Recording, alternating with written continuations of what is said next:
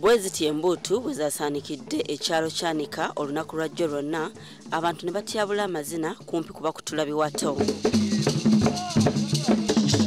Abantu omwabadde abaana abato, abakulu, abakadde, abasajja n'abakazi beesombodde okuva ebule n'ebweya ne beeyiwa ku mbuga eno ey'Ekyanika.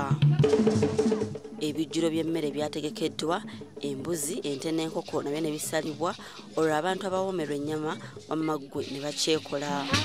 Ng'olina ebisira nti olina bizinesi z'otambula tebitambula keera bukeezi jangu abantu wonna Ekyanika olinye emmotoka oba olabye mawulire oba olabye eki ojje nawe omuti guno ogwerabireko baleme kukunyumiza bunyumiriza.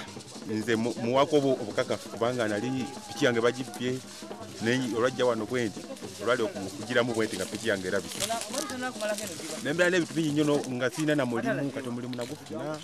Embuga eno eri mu muti omunene ogwakula ne guwola era emirandira gyagwo gyeyawulamu emiwaatu egisukka mu 20 abantu bye bayita ebisenge.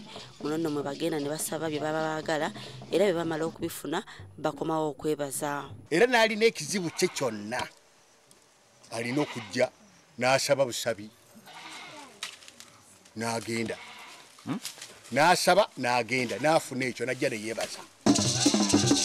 Bwe twaviiridde mu kifo kino nga buzibidde ddala naye ng'abantu tebalaga kabonero konna ka kunyuka era twabalese bakyabinuka.